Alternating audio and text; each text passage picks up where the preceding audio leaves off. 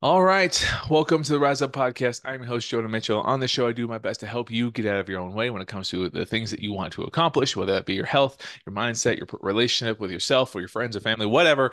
I'm here to help you get out of your own way and help you realize that this doesn't have to be as hard as we have made it for ourselves in a lot of different ways that we just weren't aware of. And I am not perfect. I have to I teach the things that I've had to learn and consistently remind myself of because I still need to have these lessons on a regular basis. So I thank you so much for taking the time to listen to me on today's episode.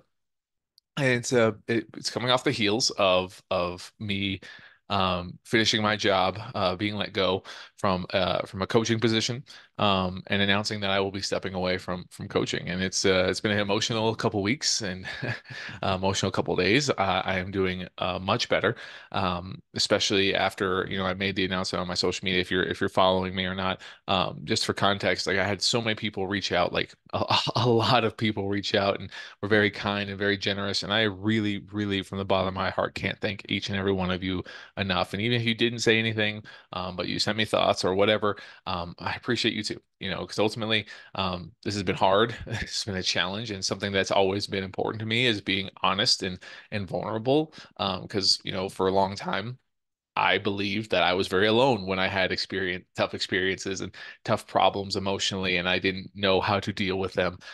So it's just I'm glad I get to be honest, be vulnerable, and share these things because I just want people to know that if they're having a hard time, they're not alone. There's a lot of things that don't go our way, and it's okay. Because ultimately, I just want to. I'm grateful for the time that I had. I'm grateful for all the people, the clients, the friends I've made along the way. Um, just certain signs are pointing in a different direction. I don't know. I don't exactly what that is yet. I don't exactly know what that is yet, but I do know that this right here, the podcast, is something I genuinely have always enjoyed, and I will keep putting them out there in hopes that it even helps one person, even in a small way. And even if I never have a direct conversation with you, I hope I can help you make even one step towards your goals. So that kind of leads into the topic today, the three lessons that coaching taught me. Well, there's a lot of lessons. There's a lot of lessons that I was taught throughout my 5.5 year career. But these are the three that I think are most important. They're not in a particular order, but these are things I taught my clients in how to handle and deal with the situations in their life that they don't control or they don't understand. And these lessons really helped clear up a lot of the confusion, the frustration, and open the door for possibility of success in a different way than what most people are used to. So without further ado, let's jump right in and let's start talking about. Let's start talk about number one. Number one, first lesson, and this is something that took me a long time to really understand, but when I started to get it, it made the relationship I had with my clients and my own personal boundaries a lot easier. Not even just my clients, just a lot of people in my life in general. But so, first lesson is communication is key.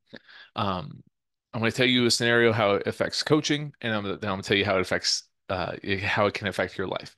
Um, there's a lot of mishaps, setbacks that go into the process of us trying to pursue a goal in our lives. And a lot of times life gets in the way. It has a knack for getting in the way. And when these things happen, we oftentimes get very discouraged, very uh, we take it very personally, and we kind of we look at ourselves as the failure in the scenario when a lot of times we didn't ask or want it to happen. And so when I first start working with someone, I need them to know that my door is open to any situation, any setback, anything that may pop up in the process that we work together with, because ultimately I need to help them remind them of what they can control and what they can't. And if they know that like this is not just like a sign on and do everything perfectly, and if you don't, you're a failure, they know that they can make mistakes because of such things that they can't control. It makes the relationship that we have a lot easier, and it allows us to actually build and cultivate more coaching skills or coaching them through skills that will allow them to keep showing up in their scenario. And ultimately, this allows them to understand how to work on their own communication with people around them friends, family members, spouses, when they learn how to communicate and articulate, hey, I'm struggling with this, or this thing came up, I don't know how to navigate it, or I'm having a hard time sticking with the goals that we set, like that's okay. Like that's great. You're articulating, hey, I need help. I need a situation, I need an alternative, I need a new perspective in this scenario. Um, and that allows everything to work well, a lot smoother in that relationship. And this applies to like my relationship with my wife. If unfortunately, us as humans, we make assumptions all the time, and we assume that people know what we want, know how we feel. But truth be told, most people really don't care about what we're thinking, what we're feeling, because they're mostly preoccupied with what they're thinking and what they're feeling. And they're just assuming what others are thinking and feeling around them. So there's a lot of assumptions going on in our head. And it creates this cycle of ambiguity and situations that don't go as ideal as we'd like them to. So if we learn to stop assuming and clearly articulate, hey, this is where I'm coming from. This is how I see a scenario. This is what I'm struggling with, and this is how you could help me if you would be so inclined. Or if you don't want to have an active role, like just delegating this thing for me would be super appreciative. And like those aspects make not only my job as a coach a lot better, but just the helping the client, helping the person learn how to articulate what's in their head because we get very like I am a person who gets stuck in his head all the time. I mean, the last couple of weeks I've been way up there all the time, all day, and um, it's tough to get out of that cycle. And then we just kind of get stuck in an echo chamber. We keep bouncing around, thinking and believing the same thing over and over again, even though it may not be super helpful. So when we learn to get out of that cycle and communicate what's in our head, as in a way that's like, hey, the door is open. Like this is not like me pointing fingers. This is just how I'm feeling, and this is where I'm coming from. It allows the person to empathize, sympathize, and meet you where you're at. And then it creates a much more collaborative experience. Communicating with your spouse, communicating with your friends, with your family. Remember, those people who it may be difficult for us to communicate in those aspects when we need help or we're having a hard time and with those people. Um, when we cut out the middleman, we stop assuming, and we don't let others assume of what's going on in our head or what's going on in our lives, and we can learn that hey, this communication, communicating what is going on, is not a bad thing. It's actually the most beneficial thing you could possibly do. And I'm highlighting this because this is something I forgot. There's a long time, the last probably 6, 7 months, I was not communicating effectively and I let my emotions get the best of me. And it led to certain situations that I wish I could have done better in, but I didn't communicate. I just wanted to make sure that no one had to worry about the things I was going through. But ultimately, that started affecting other things. And because of that, those scenarios got brought up, and it's what led to a lot of what's happening right now in my life. So ultimately, I have this struggle of forgetting to communicate because when I get stressed, when I get emotional, I tend to isolate. I tend to push people out and just deal with it on my own. And so remembering that even if it's uncomfortable, even if it's hard, doing my best to articulate these thoughts will ultimately lead to a better scenario. Hopefully, because I'm going to assume the worst because humans, that's just what we do. Um, but ultimately, if I don't communicate, I'm going to stay stuck in my head. And if I just don't ever feel better, it's going to keep digging, it's going to keep digging, and it's going to start bleeding into other aspects of my life. That's why this is super important to learn and understand and practice. Communication is hard, especially when it's an emotional situation. The part in our brain that contemplates language and the part in our brain that contemplates emotion don't have a direct connection. So this is why it can be very hard to clearly articulate your emotions effectively. It takes practice. It takes time. It takes a lot of freaking patience, not just with yourself, but with the people around you too. Because even if you communicate them, like if you communicate your emotions, it may not be received in a way that you would ideally like it to be. That's not a failure. Like we can't control how people are going to react. So, but it's still important to try. That's what I'm trying to get at. Try to communicate, get better at it. And this has helped me and create better relationships, better understanding with people I've worked with, and it's created better relationships in my life. And I've seen it improve relationships with the people I've worked with in their own lives, with their families and their friends. It's a very, very important lesson to not only learn, but be reminded of over and over and over again. All right.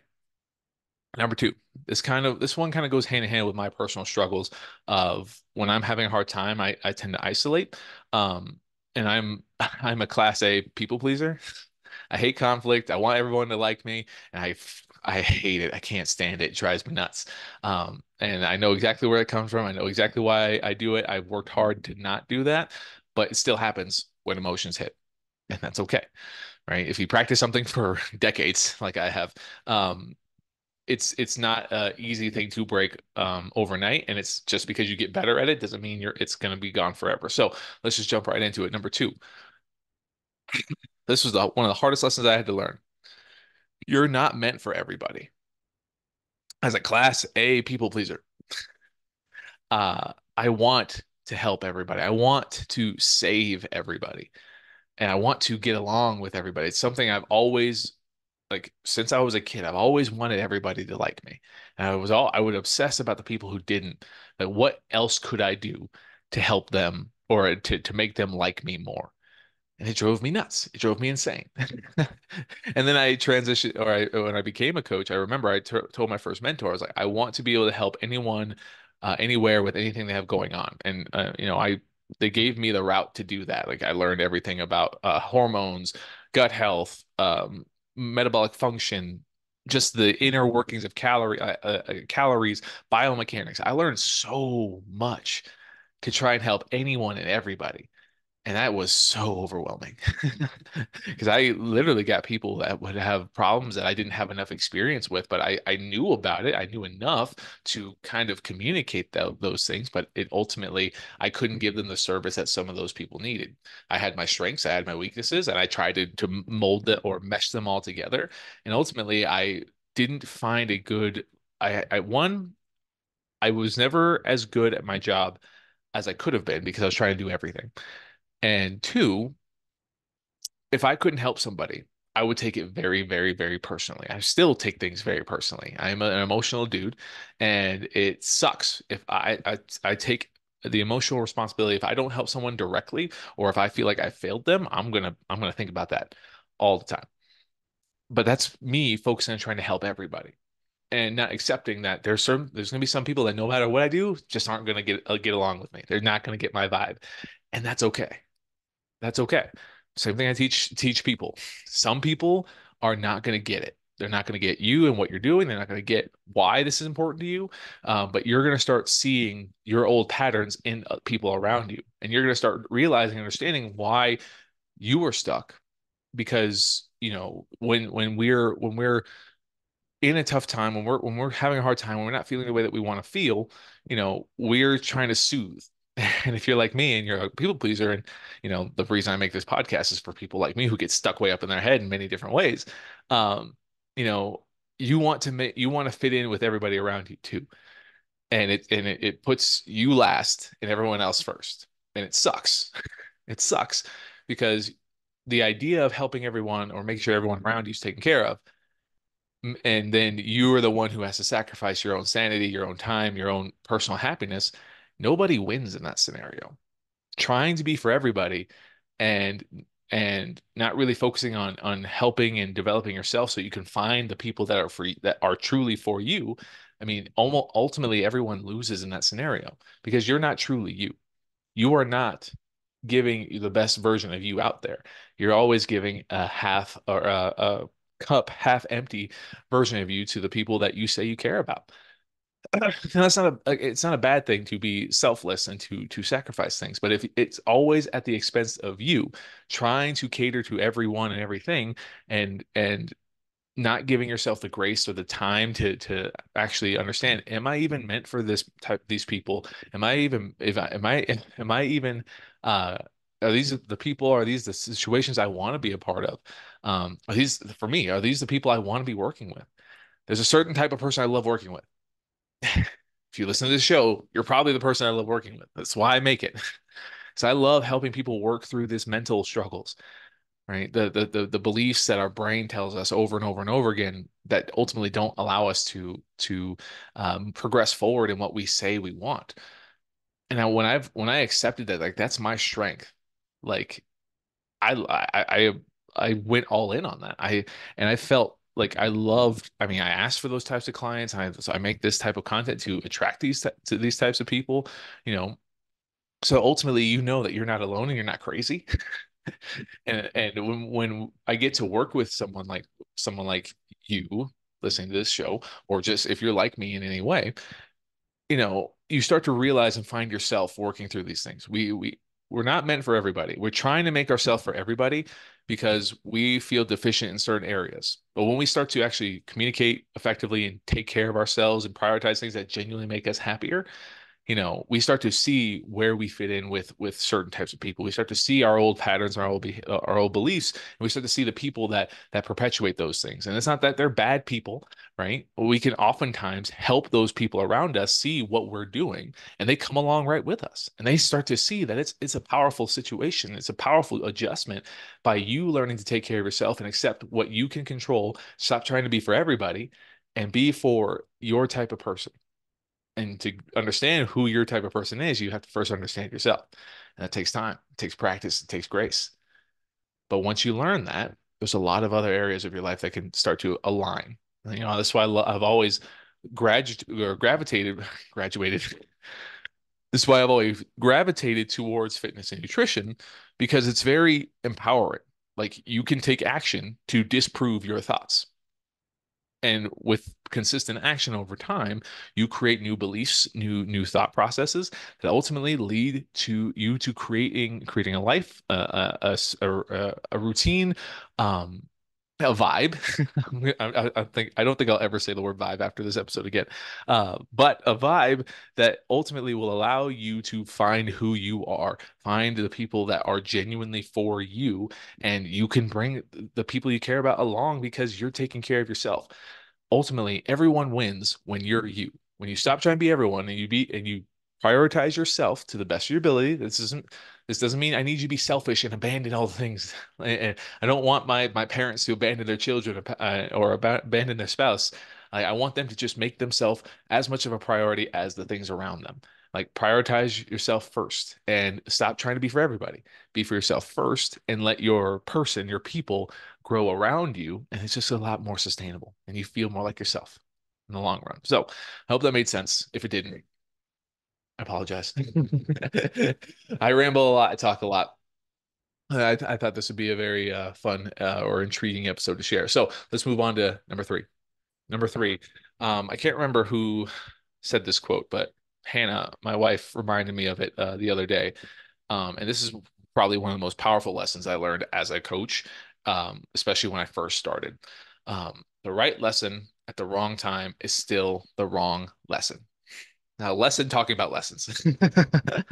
So, many coaches, I don't want to speak for everybody, but like I know a lot of coaches. I have a lot of coaching friends, and we have some similarities. But ultimately, as you develop and you gain experience as a coach, you learn how to communicate your skills in a much more idealistic way.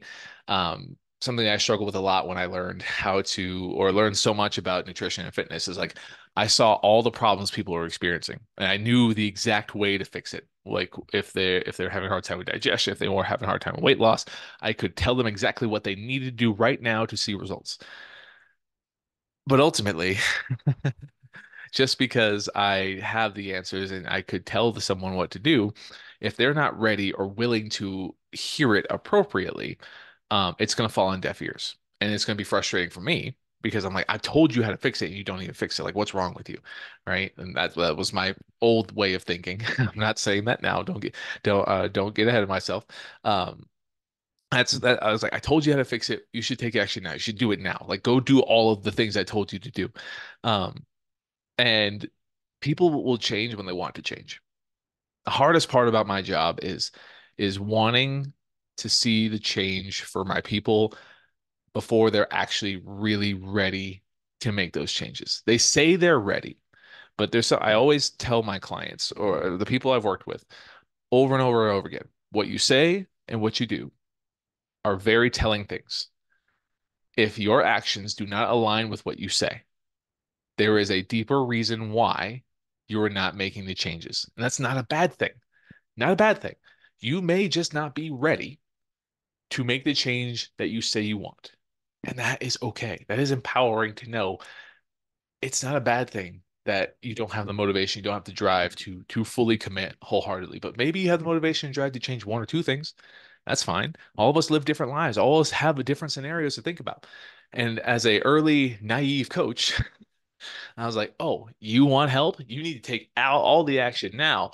The coach who is fresh out of college, who doesn't have children, who didn't have a mortgage, barely had to pay rent, I was telling people who had children, who had stressful lives, like what they should do right now to change, not giving them the actual, the grace and understand, like, hey, maybe they're not at this point yet. Maybe they need a little bit of a smaller step, a smaller point in the right direction, and that is okay. So, what I'm trying to say is, you know, everything that we go through, the things that we perceive as failures, right? You may have heard the same thing over and over and over again, but it's the seventh time that you hear it where you're like, "Oh, I start to see, I start to see it," right? You may have seen the pattern or the path to your success, but ultimately it may not it may not have been the right time for you. And I think of this all the time. I've made so many mistakes in the process of my coaching career. Um, I'm glad I did it the way that I did, because ultimately if I didn't go this path, I wouldn't have experienced or saw or gained the knowledge that I have now going into this new chapter of my life. I don't know what I would have done if I would have went with my initial gut instinct after football and try to get into a fire academy and do that. But I don't think I would have been able to. I mean, trust me. Well, I'm not saying I wouldn't have gotten experience, but I think I got all the lessons that I needed. I have experienced a lot of failure. I've experienced a lot of um, frustration, stress, lack of control, um, breaths of fresh air in difficult times. I've made so many mistakes, and I've had the space to make all the mistakes. Um, and the lessons I've learned, I know so much now. I know so much. Like my head hurts just thinking about it. But I have all these lessons or all these things that I've learned, and I learned them in times where it may not have been truly ideal. I was trying to build a business. I learned the systems to build business, but I wasn't willing to actually build a business um, the way that I thought I was. Right? I said I wanted to, but my actions were always different. But I didn't understand. Like, hey, maybe I'm gonna hear it, but maybe this isn't like my path right now. It's the right lesson just for the wrong time. And if it's the wrong time, it's the wrong lesson, and that's okay. I wasn't thinking like this when it was happening. I was super frustrated. I was feeling a failure. I was doing all these things, but that's the same thing we can do in when you're trying to work on something. You hear something, you learn one thing. Like you probably go and learn like 10, 15 things, they're programmed through working with somebody, or just you're on social media and you like learn like 10 or 12 things. You're like, oh my God, it's so overwhelming. It's like, oh, but I can focus on one thing. That's the one thing is I could implement. I may not be able to implement all these lessons because it's the wrong time, but I can take the one, which is the right time for now, and it can build, it can grow. And when you learn how to work through that, it can take these situations, these tough times that we go through, give us a silver lining, give us a different perspective that may not completely take away the difficult emotions to deal with, but at least it may make it easier to bounce back. It may take the time it takes to um, or it may reduce the time it takes for us to recover from those tough emotions and bring us back to a thought process that is actually ideal for where we're at right now in that moment, and accepting like, hey, right lesson, wrong time, not a bad thing. It may come in handy later, but what's one thing I can take action on moving forward now that's going to allow me to give myself a break, allow me to move in the right direction, and whatever maybe it's not where I exactly want to be, but as long as I'm being if as long as I'm on the path, as long as I'm going towards where I want to go, it's going to get better. It's going to get better. Just as I have to remind myself over and over again, it's going to get better. This too shall pass. Times are difficult, times are hard, But the most important thing is to take your licks, like I talked about in my last episode, and move forward in the best direction possible. And whatever you learned in your previous experience, what can you bring to the table for your next opportunity? What can help you move forward even in a little way? And I want to end this episode with just a quick story of why I think it's important for me to share my perspective and share the things that go on my head. I apologize if you hear that loud crash. Um, my whiteboard just smashed against the floor. But I want to share this story. I kind of alluded to it at the very beginning. If you're listening to this all the way through, I really appreciate it. I promise I won't keep you too much longer for your time. But I am someone who takes things very personally. I've always been that way. I always will immediately jump to conclusions, feel like a failure. Um, I am that all or nothing person, like through and through. And it sucks to feel those ways. And when I would go through something that I would deem as, emotionally challenging, a breakup, a failure in something I cared about, the situation I am with my career being let go, I would take it so personally that I would self-soothe by isolating and completely disconnecting and distracting and numbing my discomfort with food, with it used to be alcohol. That never ended well. But mainly just isolation, darkness. I wouldn't move very much. Um, and I wouldn't progress. I wouldn't actually learn anything. I would just take it personally and I would just say, this is the summation of who I am. I am just a failure, and that is who I am. And that was never fair. It was never fair to me. And if you're someone who's similar to that, who takes things personally and you really internalize in a way that doesn't actually help, you know, it's hard to get out of that mentality. It's hard to move forward. And I would be there for weeks, months. And one of the most difficult things I had a hard time doing was just feeling the emotions, feeling the discomfort, feeling the failure, and just letting it be, just letting it exist. Because every time I would try to avoid, try to distract, I would just perpetuate the feeling, and it would never go away. It would just get worse and worse and worse. But something I've learned over this process of my career as a coach and taking care of myself and communicating to people how to help themselves in these scenarios is when we feel the emotion, when we communicate with ourselves, when we clearly get these things out of our head, or just feel them instead of avoid them. Um, it will actually, it sucks, it's painful, it's hard, but it will shorten the time it takes for you to think clearly, to think a little bit better in terms of what I'm talking about today. Of where is the lesson in this process? It sucks to feel like a failure. It sucks to have this situation, but when we feel the emotion and we let it out, I cried a lot this this last couple weeks. And every time I was done crying, it didn't go away. The pain didn't go away, but at least I could see the silver lining. I could see the lessons. I could see the issues that I've faced, and this is why I'm sharing this podcast, because this is through a lot of the clarity I've had to create through feeling the emotion instead of running away from it. And I'm not like entirely 100% better. I still like will feel emotional for the people that I feel like I've let down.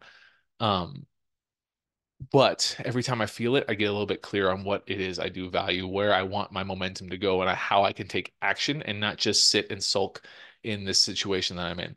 And I like talking about that stuff because I want people to know that it's okay to not be okay. And I don't want them to know, I don't want them to expect it to go away immediately, but it can shorten the time it takes to recover when you learn to feel your emotions instead of distracting and work through and find some form of action to take, because that action can lead to new opportunities, new doors that will open, that you didn't even know were there. So, hope all that made sense. This may have been all over the place, but what's one in every like 5 episodes that's just kind of all over the place with this stuff. But ultimately, I hope you learned something. I hope you found this helpful. And if you did, and you think someone would learn something from this episode, I greatly appreciate you sharing it. Even with one person, and even if I never talk to you directly, I just appreciate the opportunity to help you even in a small way. And again, to those who've reached out in the last couple days and couple weeks, I really genuinely appreciate all the things that you've said and you've done for me.